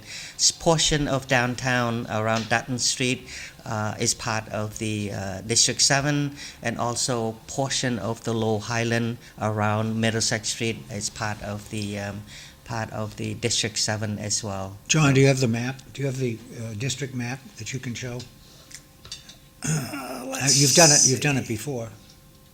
If I can get that tell you. So how many households are in District 7, do you know? Because you mentioned UMass Lowell, so there's no households in UMass Lowell, or the businesses necessarily. Yeah, it's about That's a district map. There you but it's go, kinda- yeah. district map. Yes, And I some of it obviously Certainly is Center City. it's pretty badly gerrymandered, especially Yeah. with 4. Yeah. But 7, to John's point, 7 is pretty central, and Yeah. it's Yeah, condensed. pretty condensed, and it makes sense from a Yeah. population standpoint. Yes. Wouldn't you agree with that? Right. Yeah. At least how they organized it. Right. Yeah, how Yeah. they're organized by the number of registered voters. Right. That's how they do it, and most of the residents there are immigrants from different part of the country, and also a lot of public housing. Low Housing Authority being the biggest landlord in the area, and a lot of more housing development are happening in the acre. Like, for example, the Acre Crossing, the corner of Cabot Street and Merrimack Street, and on the Market Street Drive called Suffolk Street. Street. It's also now is another 32 units up there, and then the low housing proposed about 118 more housing unit on the two lots in the corner of Merrimack and Cabot, and then the small lots on Merrimack Street. There used to be, someone told me, like an apartment that was burned down and someone died in the fire there. It's Decatur Street, Decatur Way. Decatur Street, yep. Decatur Street is That's from probably like Salem 30 Street. years ago. Yeah, around that. Across the street, almost across the street from Jean the Baptist Church, right? And that's the empty lots right there. And I told part of the walk the acre. I learned that it used to be a big apartment complex and burned, and some people died from the fire. So that's belonged to part of the Low Housing Authority. That's going to be another part of the housing development. So in addition, we have Market Street. There's a 309 Market Street. Is a market rate developed by Kazanjian Enterprise, and then we know Olympia is up for sales, and there were discussion about a mixed-use development on the site, but we have no taker yet. But I'm hoping that the city will work with our particularly developers in the area and maybe create some sort of a mixed-use commercial on the first floor and apartment up on the second and the third floor, similar to the Acre Crossing and the Suffolk Place. So those are the development that happening on Broadway at 733, 735. It used to be the rental units that will be open soon. The application already accepted, and then there will be a lottery to draw the lucky family who will be moving into that unit. And if you have a chance to travel on Broadway Street, from School Street all the way to the Pawtucket Street, including UMass Low South Campus, you see how beautiful the city have made that street. And then along the way, the city also fixed the sidewalk and the ADA compliant handicap Paul, as you well intersection. know, I'm not an advocate for all these housing projects going up with Yes, no I parking. understand. Right. And you and I sit at a different polarity on this issue. Yeah. And the next city council is going to have to fix this because Yeah. I've got my groceries. They're all in the trunk of my car. Mm-hmm. And they expect me to park at the depot. The city Yeah. expects me to park at a depot, pay a premium in real estate taxes, and carry my groceries home. Right. That's what our city expects me to do. Right. I'm an advocate against this, Right. and we'll be having a nice discussion about this in January. Yes. Unless you want to talk I- about it today. No, I remind. I'm not going to give anybody any guff yeah, during I- election season. Yeah, I remind folks that Lowell is an urban city, it's just like Boston, Somerville, Cambridge. It's an urban city where more people are moving in, and then the parking has become a premium.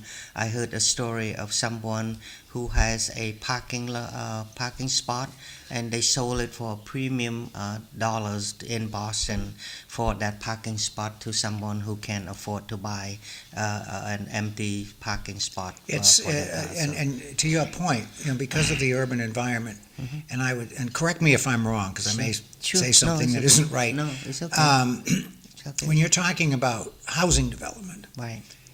in a Lowell situation, you're really talking about redevelopment of existing property because Right. you don't have a lot of vacant land in Lowell to do That's new true. construction. That's true. So because of that, I would say that makes the parking situation worse because you're putting housing in an area that maybe was not originally designed for, Right. for that type of use. Right. So the parking requirement would increase, but you don't have the land to do the parking. Is that Right. an accurate statement? It's an accurate statement. Let me use Acre Crossing. Acre Crossing used to be the headquarters of the GDAC Credit Union. Yes. What they have done understanding the parking situation, they completely knock down the building. They dig down and make it two-level car garage, and then they build a townhouse style unit for ownership. So it's about 32 units that's sold to family with limited income, 100% of the area median income. So with proper planning, we can use an existing parking building, and we create it and push it down, created two level of parking. If the topography will allow that. I Right. mean, you know, Yeah. you can't do that in an area with high water table, for example. Yes, yes, Or that's ledge. true. Or ledge. A ledge, yes. So what is the ratio in Lowell? Now, for example, in Chelmsford, when they do a housing project, typically, depending on the type of project, Right.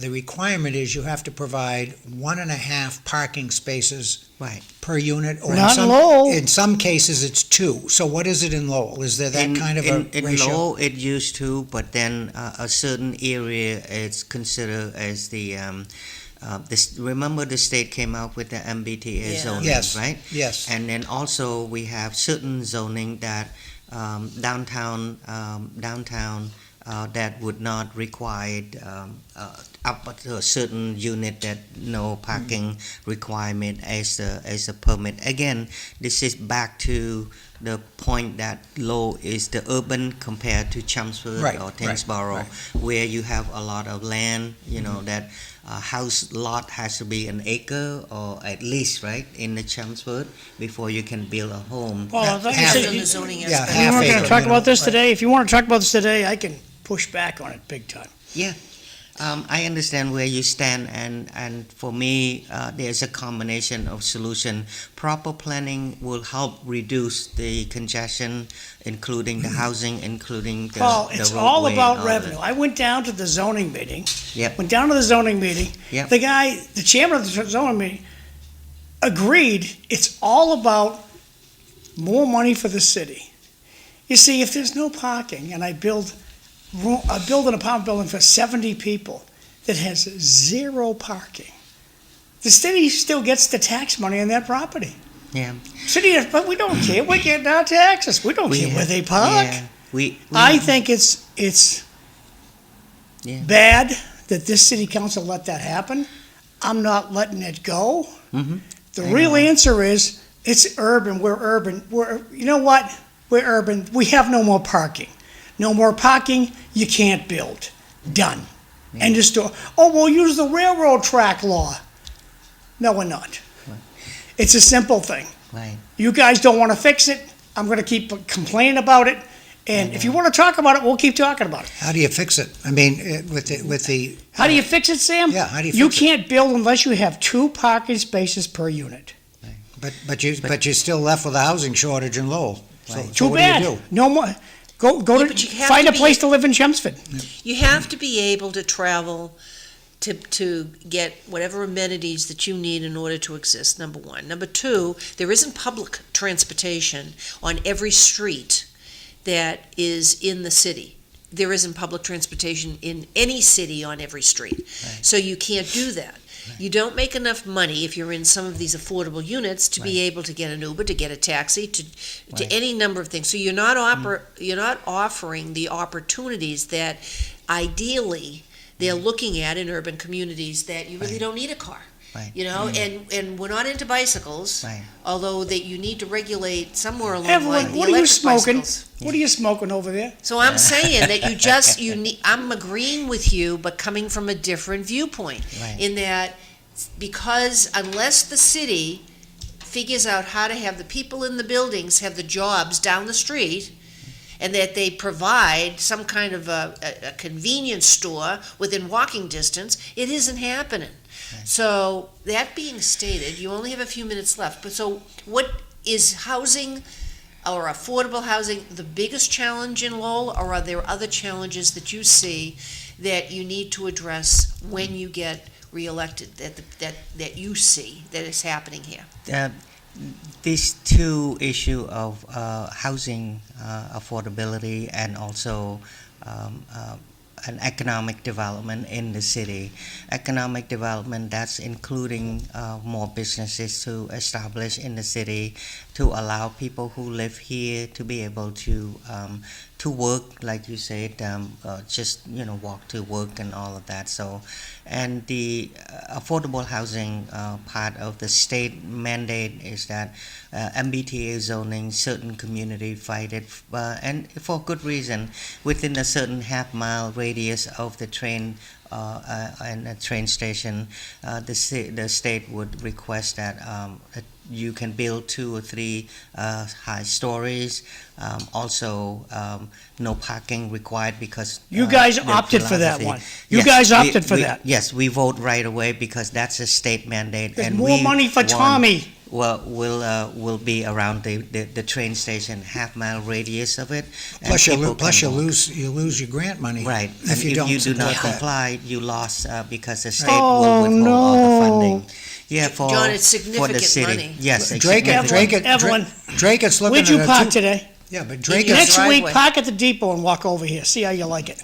Drake, it's looking. I'm not disagreeing Drake, it's with you. looking at a $2 million shortfall. Yeah. Okay. Park at the depot and walk to Because of the that, next city right. council meeting. See how you like it. But at the parking, the city of Lowell allow, if you go to a parking meter, you allow 15 minutes parking for free. So for example, you stop and drop off your grocery, you park the car in front of your house on the street on the side without blocking the rest of the traffic. Then you unload your grocery, as John was saying, and then you continue on to the parking that you normally park on the street or nearby. So there is a way around it, and I understand, John is one of the fortunate residents of the city of Lowell with extra lot, extra land, and others like Back Central. I bought it this and way. Acres. I Yes. bought it this way, Paul, Yeah, and I developed I it this way. understand. I I developed understand. it Yeah. with parking in mind. Right. And I do a good business because Yeah. I have plenty of parking. Right. For other development, with that in mind, we also, as a city, look at a solution. How do we accommodate the issue with parking and infrastructure, roadway, and all of that to allow extra parking? As you can see, Merrimack Street will be will redevelop, and there will be side on each side, extra land, extra lot, extra space to park cars on both sides. So it reduced the lane to 2 lane. It's enough for cars to go by both, and then allow enough parking on the side. Yes. You want to, Sam, you want to read this question? Why is Lowell always trying to be Cambridge? We don't have a We do. major city, parenthesis Boston, next door, where a 6-figure job is the norm. The reason I'm using those cities as an example because they went through the same like we are going through, the growing pain of more housing, more people moving in, and therefore they have to come with a solution to deal with parking, as John was raised. So for me, what the reason I'm saying that we don't have to reinvent the wheel. We can learn from those cities around Boston. They start out Cambridge, and then it's Somerville, and then it go back and always to other city nearby. So my point of using these cities as an example of learning from what they have done to deal with the parking, to deal with the overcrowding, to deal with other issues that most urban cities around the country are dealing with. So that's just what I'm trying to say here. I'm not trying to compare Lowell to or Cambridge or Boston. Yes, they have high-end income and all of that, but we learn from other cities and town. We don't have to reinvent the wheel. That's the point of my conversation. I'm glad you said that, and Evelyn knows this.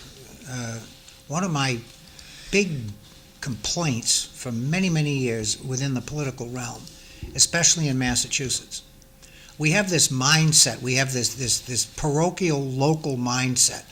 Like, well, we do it this way in Chelmsford. Right. This is our way. Oh, we do it this way in Lowell, and we can't change. I've always said, look around you and see what other people are doing, Right. and if what they're doing makes sense, Yes. we adopt it, but we we learn seem to fight that mentality. Right, Well, right. we're Chelmsford, we're the smartest people in the Right, state, or right. we're Lowell, we're the Right. smartest people in the state. We Right, can't yeah. do that. Yeah. And it's always been a Right. pet peeve of mine. Right. If somebody else is doing something better than you, Yeah.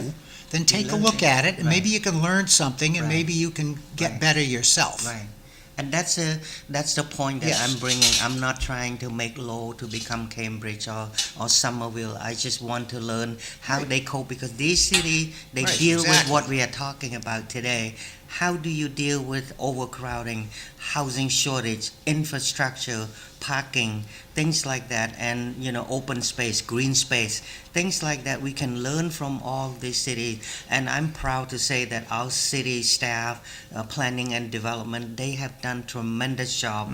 You have a very talented people who are working in the None of which park in a garage and walk to work. right. I like your card. Well, anyway, I want to thank you very much for coming Right. in this morning, and I wish you well. Thank you, Evelyn, and thanks. Nice to meeting you, Sam. Nice meeting you. Yes, and I just give you my card with my information. So if you know anyone in Paul, the regardless, you're the best man. I love you. Lowell, good. See Thank that? you, John. Can't like of a guy. Yeah. No, John, What an I love you. endorsement. I love you. We John. we sit at opposite sides of the seesaw, Yes. and we have a nice seesaw battle every time Yes, you come. yes, we always talked about. You agree to disagree, but you Yeah. remain friends. Friends, So oh. it's very, very That's the John, way it John should is be. it's just my friend. He's the mirror that I could see. So whatever John said.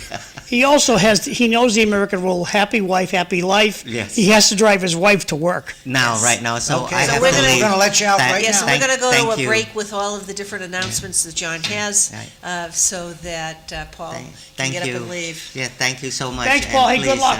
Please remember me November 4th. Thank you. I will be done. Okay, Thank you so much. I got to read all these announcements. I don't have to. I'm going to read all these announcements. John, I didn't have a chance to say, Sam. It's a pleasure meeting you, sir. Okay. I'm talking about the deadline to register to vote. I'm sorry, what? I got the earphone in. What? The deadline to register to vote is Saturday, October 25th. The deadline to register to vote by mail is the 28th of October here. All right. Thanks, Paul. Yeah, if you could. I want your wife to be late to work. We'll put that out there doing my announcements. Yep, thanks, Paul. Okay, so Paul's just telling me the deadline to apply in person for an absentee ballot is That's not a cheap card. November 3rd. Deadline to vote by mail is October 28th. And in-person voting starts at the Lowell's Senior Center Saturday. And so pretty cool stuff happening. And municipal election, the last time you can vote is November 4th. That's it. Be there or be square by November 4th. Thank you, John. Thanks, Paul. November 4th. Appreciate it. Okay, so here we have a City of Lowell bus blocking an intersection yesterday, sent by one of the viewers. And we could always do better. I'll quote Bernie Lynch. We could always do better. But this guy is got to be, this guy or this gal is got to be chastised. We know it's a busy day. Why is it parked like that? He's blocking Thorndike Street Why? because he blocked Thorndike Street. He shouldn't have done that. And so the picture's up there to say, it's a clearly, I'll drag it down so you can see, he's going through a red light. And so he knows he couldn't pull in. He knows he's got to do it. He can't back up either. And it just creates quite the mess. So, traffic is pretty bad in Lowell when schools are getting out, and this is going to continue. But anyway, okay, tonight, Aaron Jensen sent me this. I'm going to blow it up so you can see it a little bit better. And this is tonight at the Worthen Cafe. Pretty cool stuff, and it's Blueprints in Motion. Lowell Center of the Arts at the Worthen House on Thursday tonight, 7 to 9 p.m. Event includes hors d'oeuvres, cash bar, $75 a ticket. And if you take out your fancy phone and you look at this QR code down here, it'll bring you to a website. So consider that if you want to go to this, get on that QR code and enjoy it. That's tonight. $75 a ticket, be a great time. Sakari Chow, he's having a party. back this, a little bit bigger. Come on, a little bit bigger. Okay. Re-elect Sakari Chow. He's having a party.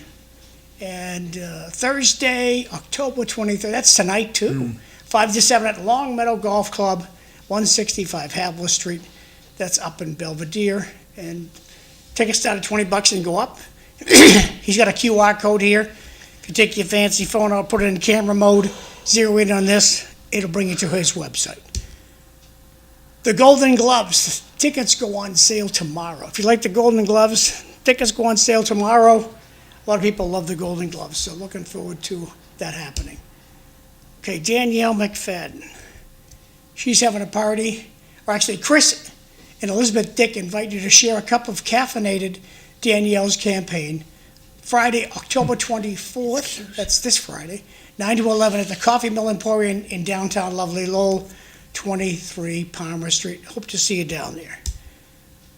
The Monster Bash. Coming up this weekend, October 25th. All kinds of good activities. So go on Facebook, find this thing, blow it up, and you can take the kids down to a really good time. I don't know what the weather looks like for the weekend yet. It's supposed to be good. So this is all happening It's not rain till next on week. Saturday, October 25th. Be there or be square. The neighborhood meetings, that's good. Johnny Dakota's having a party. Campaign to the finish to support John Dakota. Lowell City Council District 8 up, which is the Upper Highlands. October 29th, 5:30 to 7:30 p.m. at the Mount Pleasant Golf Club. Hope to see you out there. Oh, Kim Scott, she's having a party. The committee to re-elect Kim Scott invites you to campaign fundraiser, Lowell City Council District 5, October 30th, it's next Thursday, at the Cavaleros, oh, that's always a good stop, Cavalero Steakhouse on 573 Lawrence Street. Love that place. Donations start at $20 and go up. Hope to see you over there. Coming up in Tewksbury, this Sunday, is they're going to have a breakfast to die for. Everything you need to be hungry. It's only $10. Go in there. They have eggs, bacon. I love going to this thing, and orange juice, and it's a great time. See a lot of Tewksbury people there. You don't have to live in Tewksbury to go to this. You don't even have to be 60. Any Tom, Dick, and Mary, no matter where you live, you can live in Timbuktu. They'd love to see you at the Tewksbury Senior Center, and that's going to be this Sunday at from beginning at 8:30 a.m. Be a good time. Hope to see you out there. And today is the 23rd.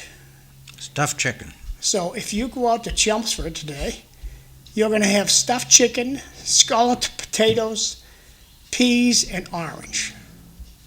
Evelyn and I enjoyed the Chelmsford Senior Center last week, and we're going out to delightful Dracut next week. Now, in Dracut and in Tewksbury, today they have shepherd's pie. Yeah, I love shepherd's pie. I love it. Oh, I'll have to make that for you. Yeah, I And love it. ground beef, gravy, corn, mashed potatoes, biscuit, canned fruit. My mother used to make it. It's only all the time. $2.50. Pretty good stuff. So that's out in the Tewksbury Senior Center and the Dracut Senior Center today. Lowell has breakfast and lunch 7 days a week. So today is the 23rd. You have a tuna sandwich with pasta salad. And Saturday they got hot dogs and beans. Sunday they got vegetable lasagna, a tasty spot. And that's my last one. We're all done. Back over to you, Ev. Thank you. Well, welcome back after the announcements. And there are some different things going on in Chelmsford, at the dog park. They have, I don't know if you had those posters, if they went by, or they're this I weekend. think you had them last week, didn't you? They already. He had them last week. Yeah. I think it went by. Yeah, so there are a lot of The things that's out Halloween there. thing. Yeah, was. Yes. Yeah, and then there's also, I think when Jay was here, he was talking about all of the different, like the Halloween weekend that was at the elementary schools. There's a lot of things that's happening for children. You want to be, careful about what it is, that you do. And be aware too that there are children out there that have allergies to nuts and a variety of things. So I make sure that whatever it is I give out, there's no peanuts, there's no nuts, one of those kind of things. I'm a little bit more cautious with regard to that. But we're going to run out of time.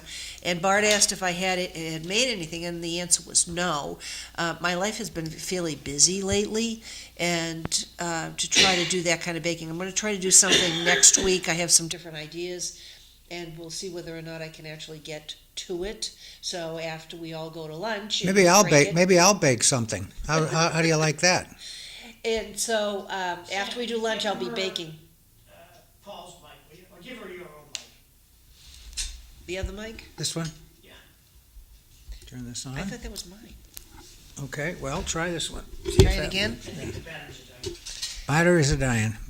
So maybe Yeah, the these other one is. maybe these new mics eat batteries more than the Faster? old ones. No, see, the two where you guys are, I use the most. All right. So, Okay. and they're brand spanking new. So you and got to rotate them. These batteries have been in there since last Friday. All right. Uh-huh, Well, that's okay. good. Well, guess they're So all we right just then. want to repeat for those that are paying attention in Lowell that there is the deadline to register to vote. And so you want to take a look at that if you haven't registered to vote. And we had Paul on earlier, and he told all kinds of information, how he got to this country, and It's a great story. Yes. It's a great story. it's a great American story. Absolutely. As far as everything goes, and it sounds like he was adopted from Cambodia, and a lot of that happened. It also brings back Well, the bravest thing he did was drive a Ford Fiesta across the the country. Everybody does something like that. He deserves a medal for that.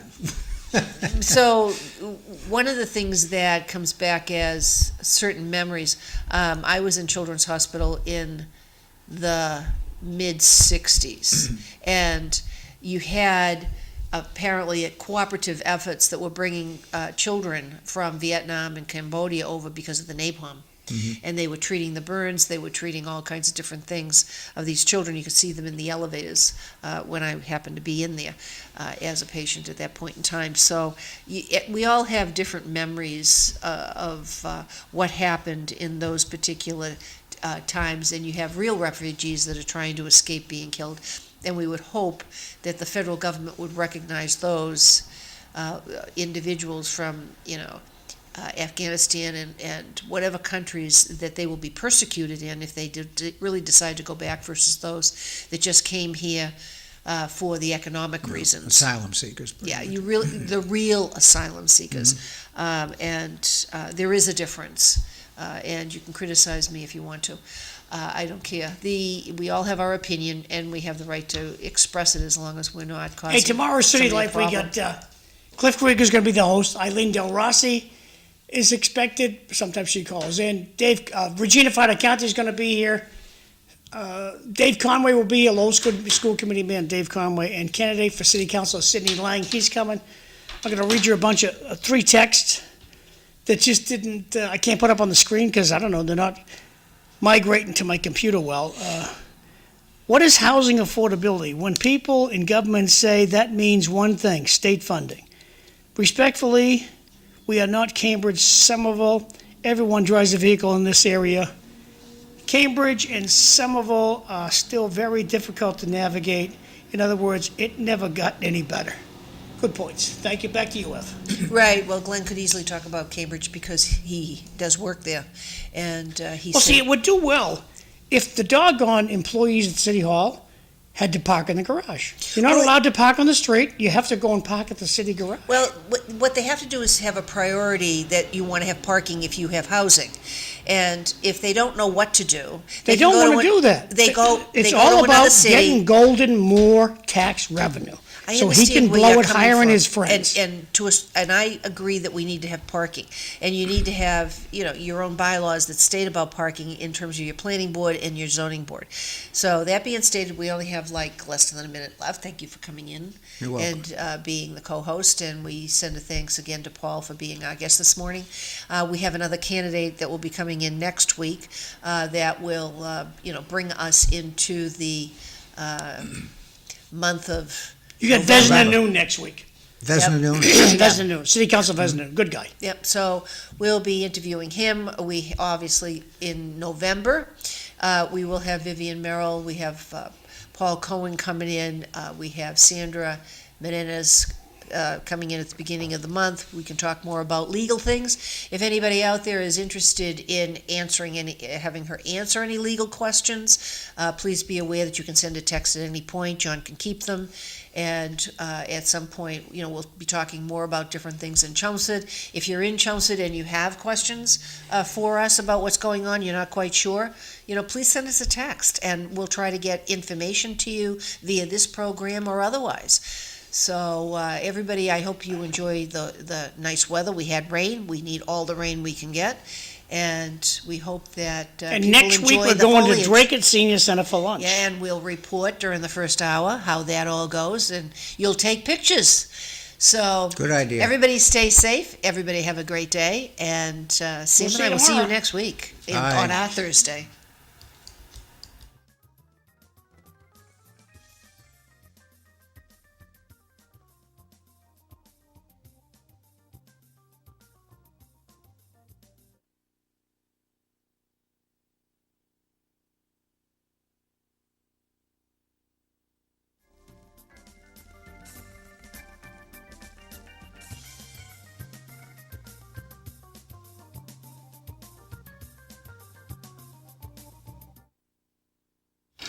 I don't know what happened to the volume of the music, but hey, it is what it is. I'll have to restart the computer. See you tomorrow.